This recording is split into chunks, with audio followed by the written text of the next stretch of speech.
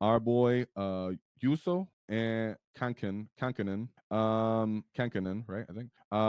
In Finland, Broad War Horde going 4-1. Now, this guy has one unit of tank busters and one Big Mac with shock attack gun. But for the most part, this list is still working, still in because this guy didn't have the point data slate change I should have mentioned, right? So this did change at least by I think it was 20 points, but there's a lot of other things you can change about this list and still make it work. But I still wanted to bring up the question is what about Warhorde? People are worried that if GW nerfs us too hard, they'll keep playing it. And then on the other hand, some people are saying they're still playing Warhorde anyway, at least competitively because they're familiar with it and because they don't think they do think that GW is going to kind of overdo it. So now this event was actually won by Nicholas, which is the Green Tide player who I failed to recover the notes document from. But I will cover him next week and I'll have all his juicy notes as he is a part of our Discord. So shout out to him. He seems like a funny guy. But we're time difference. So I do actually have the missions. Don't have the layout and everything because it seems like they had different ones per table. But I do know what missions he was doing per round.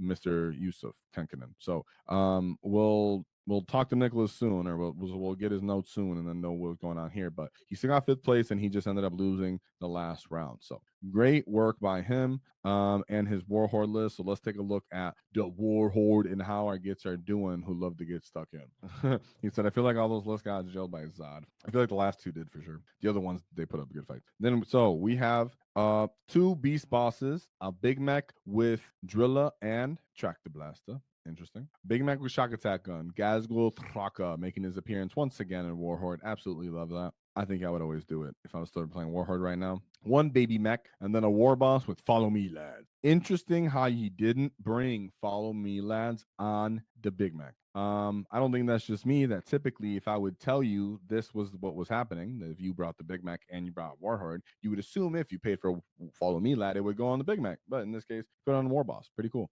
Two 10-man units of V-Snaggle Boys, followed by a big 20-man unit of boys. 3 trucks, a battle wagon, 1 unit of Breaker Boys, 5 Flash Kits, 2 10-man unit of Grot, 2 Mega Noms, 2 Storm Boys, and then 1 Tank Buster unit. I do appreciate the fact that he did bring some DACA, right? So the mech alongside the battle wagon is something we've seen consistently alongside some of these Warhorde lists where they actually want to have the value not only of the battle wagon security and staging potential, but they also want it to be more reliable in combat and in shooting to the point that if I give it +1 to hit from a baby mech, it's able to hit on 2s and then actually shoot on 4s.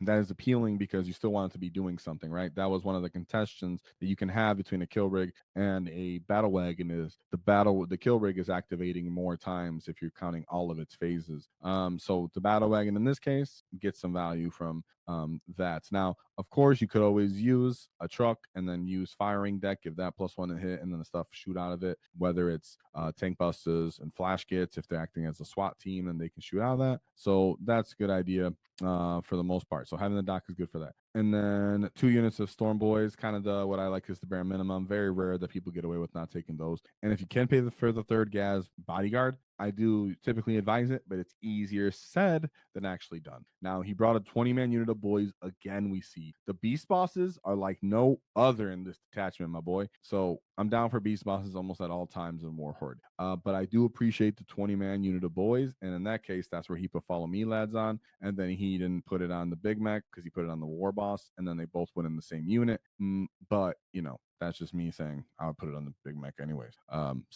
As for the battle wagon, it had Ardcase, Cannon, Lava, Wrecking Ball, Love, and they did have the Death Roller and stuff like that, and the big shooters, of course. So let's take a look at his path to a victory. Shout out to our sponsors, the Baron of Dice, as they helped us do our wall tactic dice. So shout them out. Check them out in the description, 5% off in the discount because nobody likes taxes. And shout out to Baron of Dice. They allow us to do our paint competition. So thank you very much to them. Preferred loadout on the wagon. I bring the zap gun because I just roll 1 dice real quick and just try to put a bunch of damage into him. Because I typically don't bring a mech to shoot my battle wagon like other people like to do. I don't waste a lot, or not waste, but use a lot of my time to shoot his guns unless I really, really need to clear something.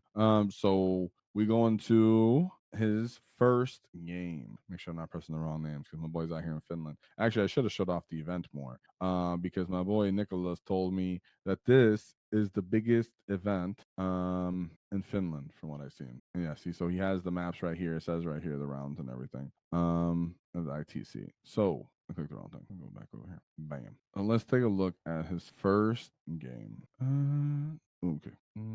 So in his first game, Gladius Task Force, he had Lieutenant with Combi Weapon, Malnius Calgar, Intercessor Squad, basic Intercessor for Sticky, huh? Do you guys still like Sticky? You guys still using your boys too? I feel like shout out to the chat. Do you guys still use your boys? You still feeling sticky right now? That'd be pretty cool. So he brought a basic intercessor, followed by a assault intercessor squad with jump pack, 2 units of ballistas dreadnought, a company of heroes, gladiator reapers. So gladiator reapers are slept on by most marine players, but they're absolutely devastating to orc players. Right? This has double sustain. This has sustain 2 for his primary weapon.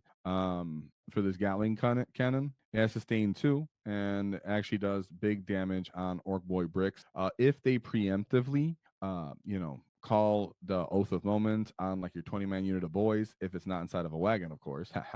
But if it's on the table already and then that unit of boys moves once they've called it, this does devastating damage to a unit of boys on Overwatch, even where I've lost 9-10 boys on Overwatch to a Gladiator Reaper when that unit was oathed. So something that you would consider going into the game. Then we have an Incursor squad, a Scout squad, triple Vindicators, and then double Whirlwind. So luckily, this doesn't exist as much anymore because GW did nerf a bunch of these units, but it's all good. He ended up pulling a 100-point win on that one, just dunking on Marines. Typically, Marines just don't have enough activations to deal with all our stuff, and Oath doesn't work as effectively when all our stuff's in transport. Not saying it's not a hard game by any means, but if you're very familiar with them, they're not familiar with you, you know what to do. So then we go into a second game where he goes into the Necron Scatterstar Arsenal. So we have Emotech Stormlord, the Silent King, Hexmark Destroyer, Locust Lord, Technomancer, 5 Flayed Ones, Scorepack Destroyers, 2 Destroyer Locust Destroyers, a 3-man unit of Heavy Destroyers, Canoptic Wraith, and then triple Doomsday Arc. Now these guys did go up in points even more. We'll see if the archetype remains, but might get the devastating wounds damage on him as well. 97-point win here on the Scatterstar. They do not want this sort of orc output to be anywhere near any of their units. Typically stuff like maybe the Silent King himself would be somebody that would kind of try to stat check you. But in this case, all this Beast Boss redundancy and even a little bit of Tank Buster redundancy, things could get out of hand for him very quickly. Even just having Gaz in the menu, which means you could just pop lethal for someone, critical 5+s, and things get out of hand for Necron. Volume is always king when you're dealing with your Necron counterparts. So always remember that if you're an orc player. If you want the answer, bring more volume stuff to kill them. NOC. Then we go into his third game, which is Chaos Knights, which is going to be Baby Knight spam with a little bit of allies. So we have 5 Brigands, 1 Executioner, 3 Carnivores, and then the Walker Stalker. 3 Baby Nurgling squads, followed by a Plague Drone with Rodriguez on the side. So he's a little bit of Nurgle cake on the side, boy. So I think that's fine. It's not as typically effective as full on Spamish. And because Rodriguez becomes kind of like a actual point liability when you can actually one-shot him as an orc player, which is, Beast Boss plus Gaz's Aura, uncritical 5+, Unbridled Carnage, boom, you pick up Herodigus, and they're like, oh, that was a great trade for you, and the momentum continues. Now, Gaz also helps you with everybody else dealing with all the carnivore spams as well. So love to see that 90-point win there as well. As we see the Be'lakor demon, let's say that greater demon list comes up, knights come up because some of their counterparts got taken down. Let's say Tyranids come up. There might just be some, and World Eaters are coming up, but there might be something just innate to even just tweaking Mordok up a little bit too much, and people are back on Warhorde because it's just so freaking strong with what it could still do when it's playing in particular the meta, right?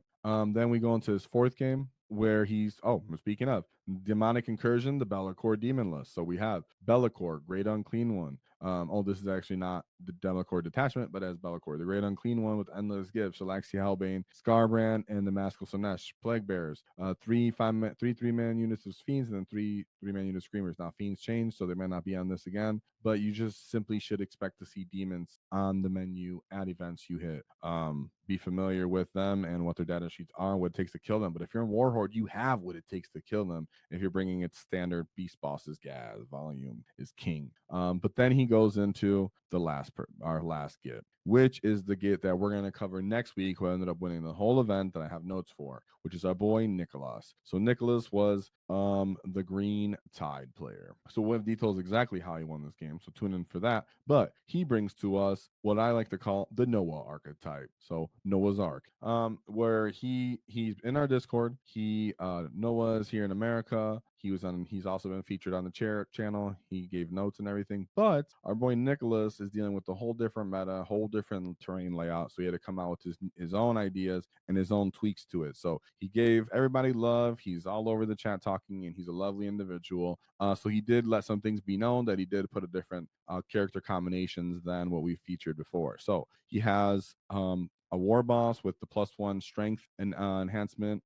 ferocious show off alongside a pain boy. He has a pain boy on their own with the squad, a weird boy on his own with the squad, and then he has a war boss with the CP regeneration on another unit.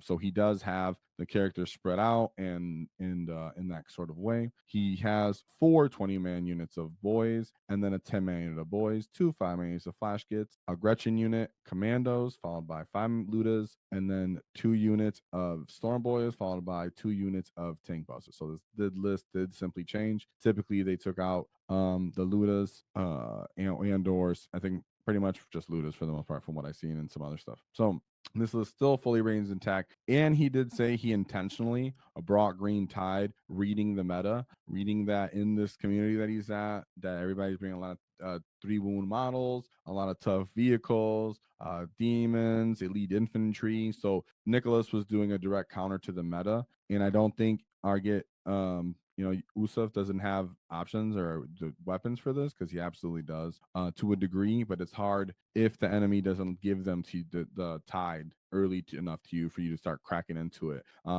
Nicholas having infiltrators, for example, and being able to kind of dictate space would present its own interesting challenge at some point.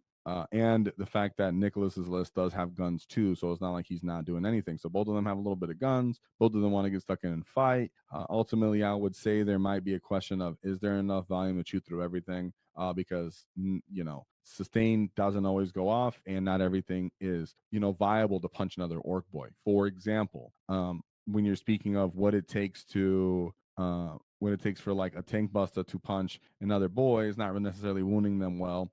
Breaker boys don't necessarily have the volume to punch through a bunch of orc boys themselves. 5 flash kits that aren't on the wall aren't really wounding boys that well, and doesn't have a great change output of actually killing them. And then even your own boys not on the wall don't do great into another 20-man unit of boys, but those boys could hypothetically reroll wounds against this 20-man unit of boys, and then things could get kind of rough. No shame in losing to the person who won the event there, who did a bunch of practice training on TTS and had a good understanding of what Nicholas was trying to do. So we'll cover him next week with proper notes so that he can get the love that he deserves. But Usuf Kakakin did a great freaking job as well with Warhorde, and reminding everyone in the community why Warhorde is always on the menu, should always be revered. So double beast bosses followed by a Big Mac, which is an awesome tech piece and get for going through screens when you don't have enough DACA. Big Mac with shock attack gun, Gaz, Ghoul, Thraka, Mech, War Boss, follow me lads, 2 10-man unit of beast boss, 20 boys, 3 trucks, a battle wagon. Breaker boys, Gaz. I'm sorry, I already said Gaz.